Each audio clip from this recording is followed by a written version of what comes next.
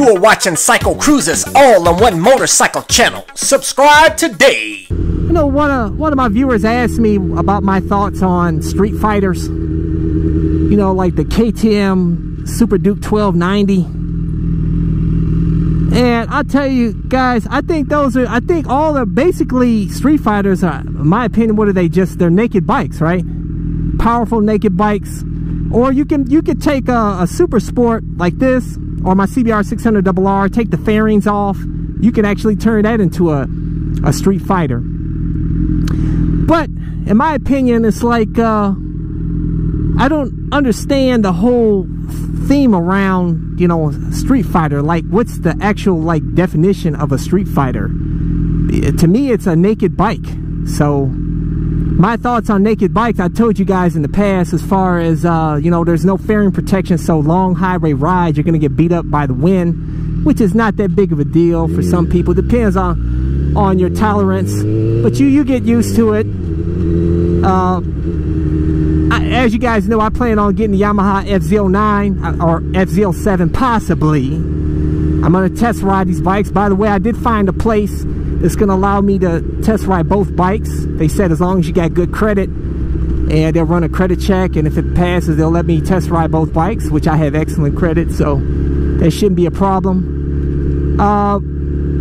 But yeah, in my opinion, it's nice to have a Streetfighter / naked bike and have a super sport. It's awesome really to have both, in my opinion, if you can afford it, because you know, these super sports, what's awesome about them is they're really good for long trips, like on the highway, man. And they're really fun because you can get in some areas on the highway, man, where you can just crank the throttle and you'll have, you know, obviously less wind resistance because you have full fairings.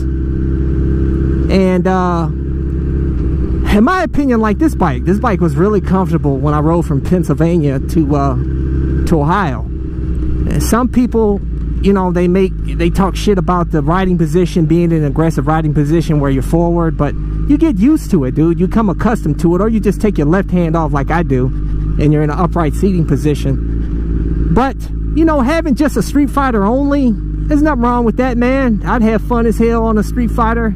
If I can have fun on a Chinese scooter, 178cc, I can have fun on anything, man. That's cool. I never saw that. Oh, dude, I saw that. That's the graffiti that I was going to try to find once. I saw it on the internet, and damn, that's really cool. Now I know where it is.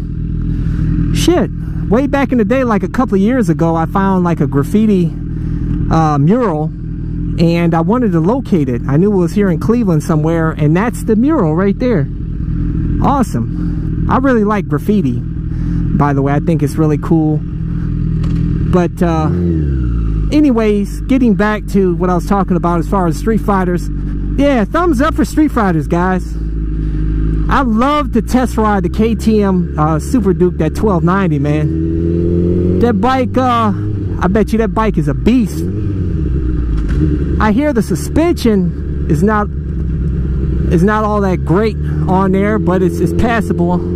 Probably better than the FZ09 suspension. But I'll tell you, that's one thing that's really cool about super sports, is they tend to have really good suspension. Especially this bike. This bike's got the big Showa piston fork. It's got the balance-free rear shock, and the suspension is really amazing. And if you dial it in, you know, for your specific weight on the bike,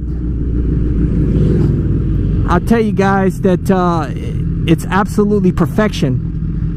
As where some of the Streetfighters naked bikes, the suspension can be kind of soft, as a lot of you guys are complaining about with the FZ09, which some people say it's cool, all right, and other people saying it's complete shit and dangerous.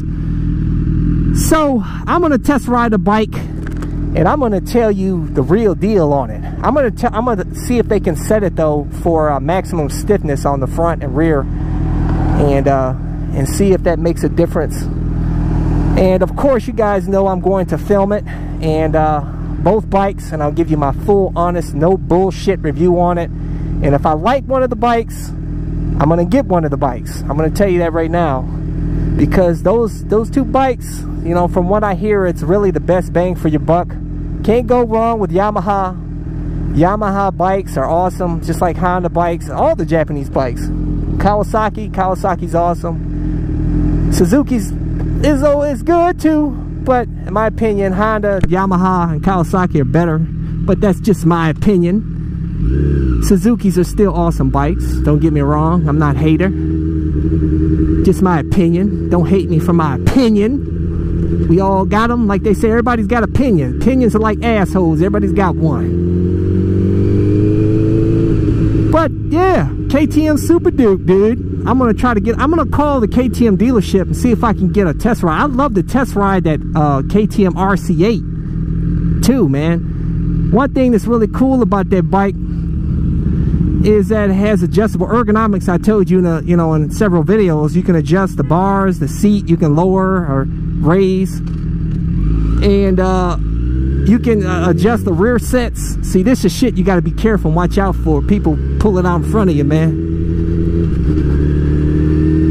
But I always wanted to test ride that bike. But we have like one KTM dealership in my area, and those fuckers like to go on vacation, man. They were on vacation all winter long. They had a message on their answer machine saying, we're on vacation, we'll be back in April or May sometime. I should have left a message and said, you guys just lost a sale, dickheads. How the hell you go close up shop all winter fucking long, man? What the hell is that? Well, I guess, here in Ohio, we can't do shit in the wintertime half the time. Well, in the past winters, I've been able to ride a few days here and there. But, I don't know, man. They lost a potential sale with me because, well, I probably wouldn't have got the bike anyhow. Just like I said, dealer support sucks. And, it's not too many dealers, here in the United States. Part availability is weak, maintenance and all, But from what I hear, KTMs are fairly reliable bikes. They're pretty decent. And, but I'll tell you this, guys. That one time, I was watching Malcolm Stewart. I don't know if you guys know who Malcolm Stewart is. He races, or he used to race with KTM. I don't know who he races with now. He's the brother of James Stewart, which is a well-known supercross motocross star. He's won the championship a few times, I think like 3 times. He's won but I tell you guys, Malcolm was on a KTM for his dirt bike, and that bitch wouldn't start at the gate. That bitch would not start. He kicked that bastard, man. And I know KTM, man, they must have been cringing when they saw that, because I was like, fuck KTM. I'm not after seeing that, his bike not starting at the gate in a race, in a fucking major race, supercross race, that's fucking uncalled for, man. But I don't know, a lot of people love KTMs and they say they're decent bikes, so I'm not gonna hate on them, man. I don't have any experience with them, so I can't hate on them. But I don't know anybody that has a KTM except for on YouTube, but not personally. But hey guys, that's all I have for you in this video. I'm out here in the inner city, gritty Cleveland here, out here riding on these shitty streets. But hey guys, I'll catch you guys later.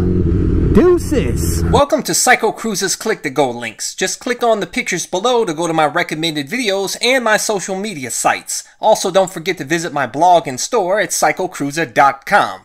If you have any trouble clicking on these links, they are also provided in the info section of this video. Thank you and subscribe today. Guys, check out my new channel where I talk about anything and everything, not just motorcycle related. CycleCruza MotoVlog.